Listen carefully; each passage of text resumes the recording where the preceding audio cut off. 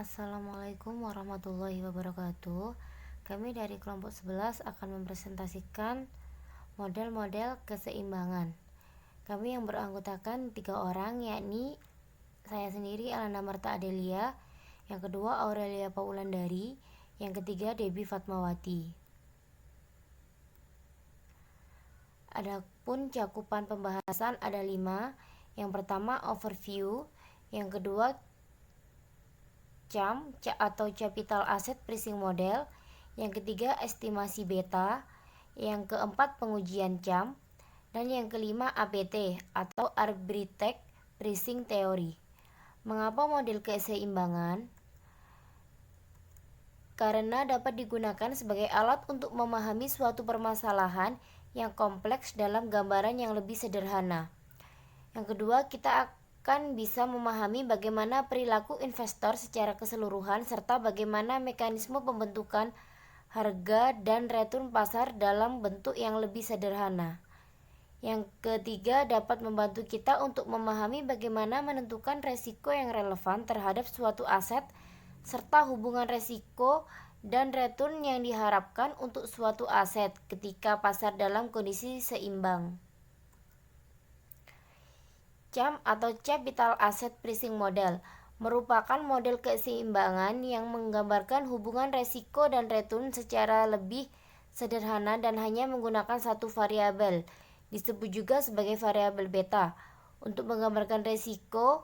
Model yang menghubungkan tingkat return yang diharapkan dari suatu aset berisiko dengan resiko aset tersebut pada kondisi pasar seimbang.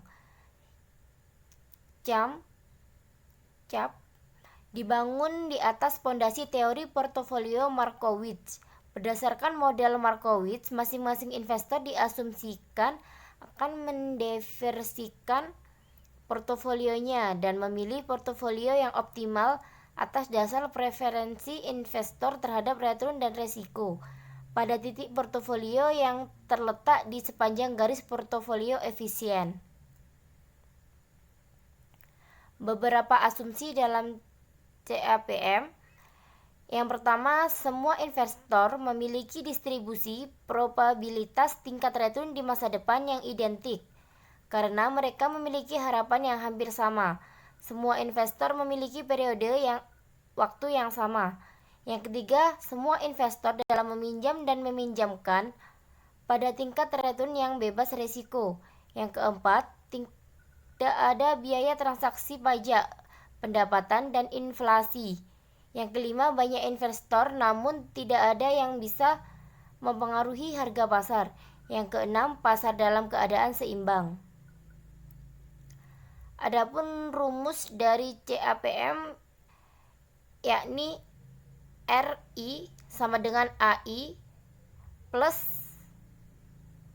B kali RM atau KI sama dengan RF plus B dalam kurung RM minus RF. RI yakni rata-rata return sekuritas pada periode tertentu. KI merupakan tingkat return yang diisyaratkan investor pada sekuritas 1 atau return yang diharapkan. B yakni koefisien beta sekuritas. RF tingkat return bebas resiko. Contoh penggunaan CAPM. Anggap tingkat return bebas risiko adalah 10%. Return harapan pasar adalah 18%. Jika saham YOY mempunyai beta 0,8, berapakah return disyaratkan berdasarkan CAPM? Yakni sama dengan 10% plus 0,8 dikali 18% dikurangi 10% sama dengan 16,4%. Anggap tingkat return bebas risiko adalah 10%. Return harapan pasar adalah 18%. Jika saham lain yaitu saham GFG mempunyai return disyaratkan 20%, berapakah betanya? 20% sama dengan 10% plus beta BI kali 18% min 10%.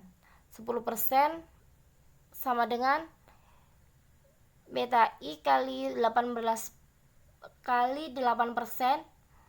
BI sama dengan 1,25%. 1,25. Jadi betanya sama dengan 1,25. Portofolio pasar. Pada kondisi pasar yang seimbang, semua investor akan memilih portofolio pasar. Portofolio optimal yang berada di sepanjang kurva, efisien frontier.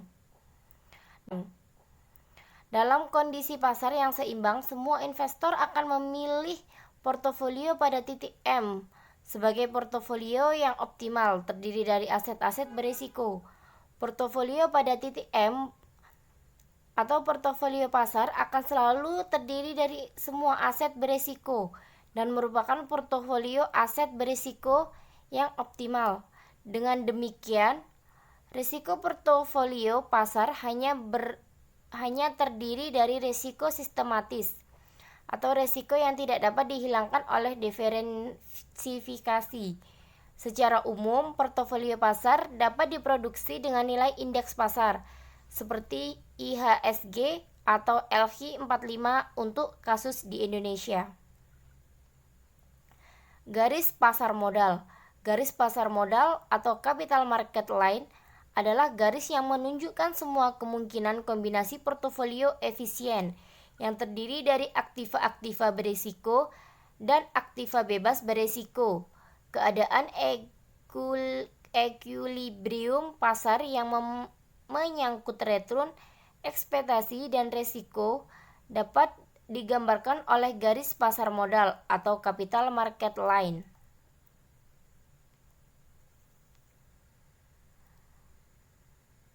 Garis pasar modal atau CML.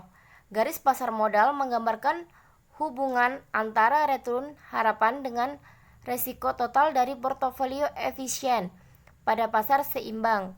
Jika kurva efisien frontier dihilangkan dan titik M sebagai portofolio aset berisiko yang optimal diambil, maka kita akan mendapatkan garis RF minus L yang merupakan garis pasar modal atau CML seperti disajikan pada gambar di samping. Slope CML. Kemiringan slope CML menunjukkan harga pasar risiko atau market price of risk untuk portofolio yang efisien atau harga keseimbangan risiko di pasar. Slope CML dapat dilihat dengan kemiringan slope CML. Slope CML mengindikasikan tambahan return yang disyaratkan pasar untuk setiap 1% kenaikan risiko portofolio. Contoh soal slope CML. Dalam kondisi pasar yang seimbang, return yang diharapkan pada portofolio pasar adalah 15% dengan deviasi standar sebesar 20%. Tingkat return bebas risiko sebesar 8%. Maka slope CML adalah sebesar I dalam kurung MR minus RF per 0M sama dengan slope CML. Slope CML sama dengan 0,15 min 0,08 dibagi 0,20 sama dengan 0,35. Garis pasar sekuritas. Garis pasar sekuritas atau security market line merupakan penggambaran secara grafis dari model CAPM. Garis yang menunjukkan trade-off antara risiko dan return ekspektasi untuk sekuritas individual disebut garis pasar sekuritas atau security market line. Garis pasar sekuritas atau sekuritas market line. Pada gambar ini risiko sekuritas ditunjukkan oleh beta yang menunjukkan sensitivitas return terhadap perubahan return pasar. Berdasarkan hubungan tingkat return dengan beta, maka komponen penyusun required rate of return terdiri dari tingkat return bebas risiko dan premi risiko. Secara sistematis, hubungan tersebut dapat digambarkan sebagai KI tingkat resiko aset bebas resiko ditambah premi resiko sekuritas sama dengan rumusnya RF ditambah beta I buka kurung RM dikurangi RF. Dalam hal ini KI sebagai tingkat return yang diisyaratkan investor pada sekuritas I. Kemudian RM return portofolio pasar yang diharapkan. Beta I koefisien beta sekuritas I. RF tingkat return bebas resiko. Diasumsikan beta saham PT Gudang Garam adalah 0,5 dan tingkat return bebas resiko RF adalah 1,5%. Tingkat return pasar harapan diasumsikan sebesar 2%. Dengan demikian, maka tingkat keuntungan yang diisyaratkan investor untuk saham PT Gudang Garam adalah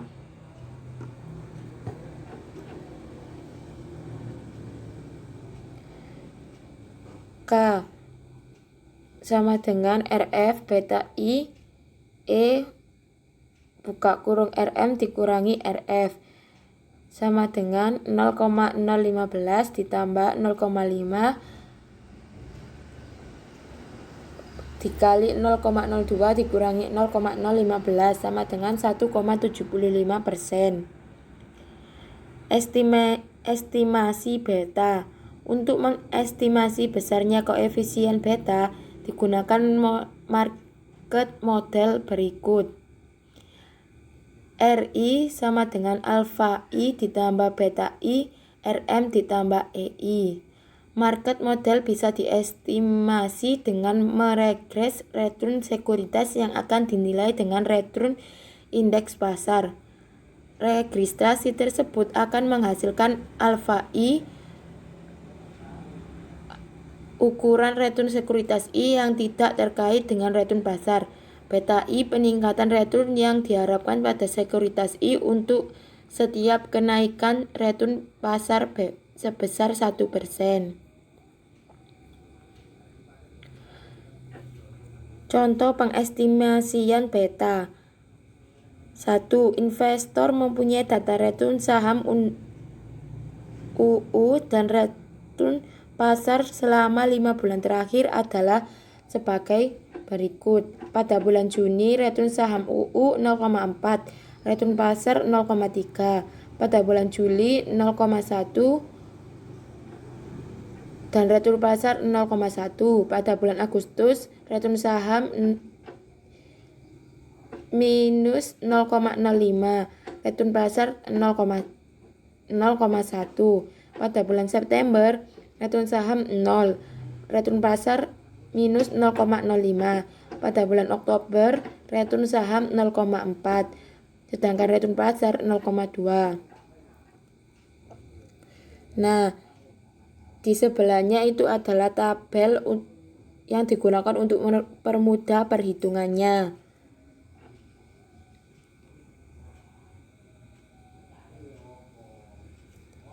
Contoh pengestimasian beta. Berdasarkan tabel di atas, perhitungan berikut dapat dibuat. Rata-rata return saham UUU 0,85 dibagi 5 sama dengan 0,17. Variasi return saham UU sama dengan 0,047.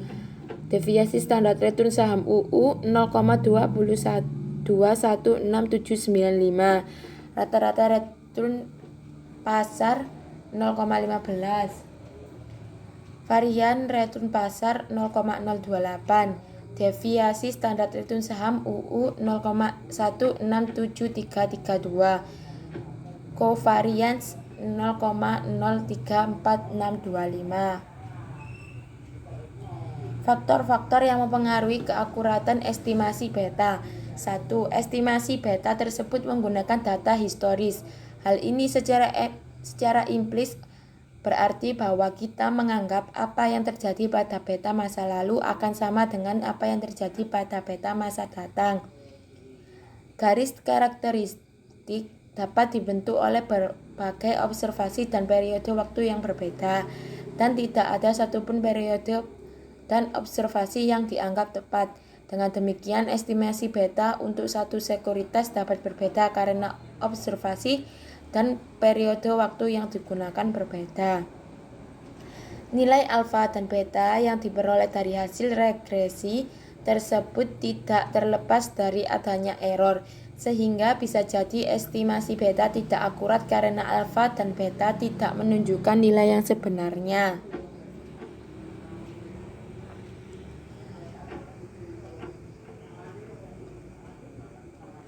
Contoh beta portofolio.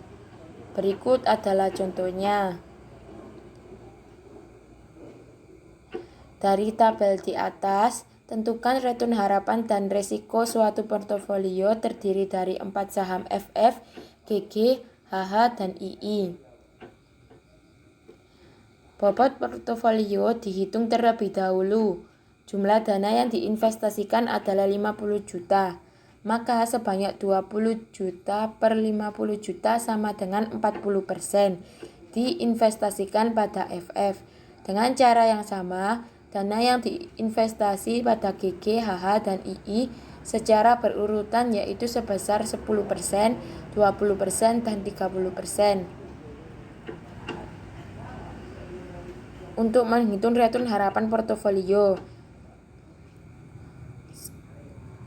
0,4 dikali 0,10 ditambah 0,1 dikali 0,12 ditambah 0,2 dikali 0,15 ditambah 0,3 dikali 0,17. Hasilnya adalah 0,133 atau 13,3%. Untuk menghitung beta portofolio, rumusnya yaitu 0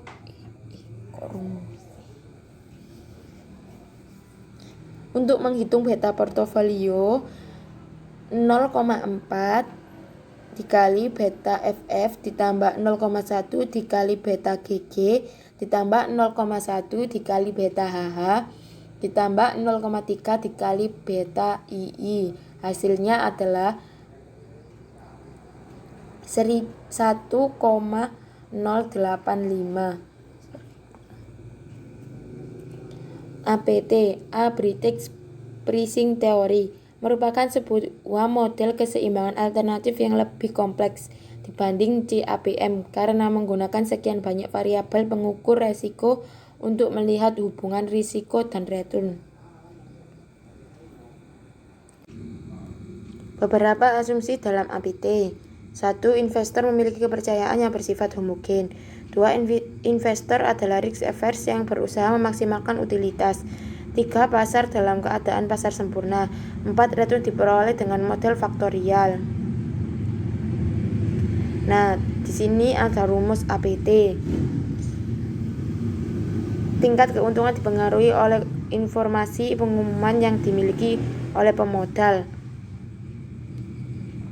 Kemudian, ini adalah contoh soal dari APT.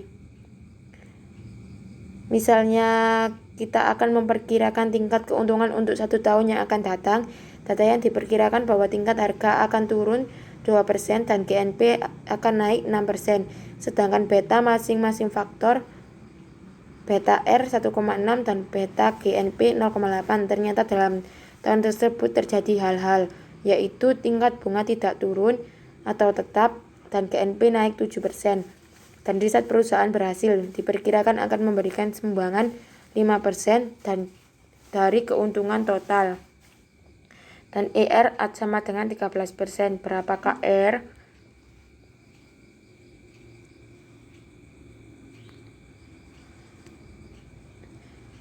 Berikut ini adalah jawaban dari contoh soal di atas.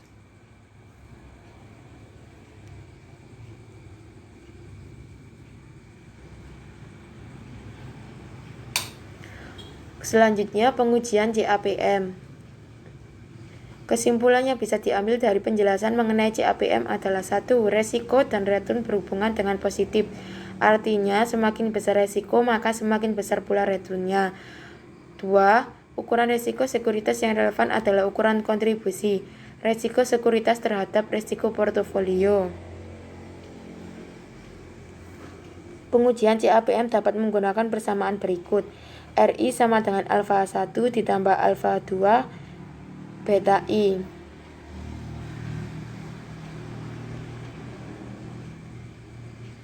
Sekian presentasi dari kelompok kami, kurang lebihnya mohon maaf. Bila ada salah kata, mohon dimaklumi. Wassalamualaikum warahmatullahi wabarakatuh.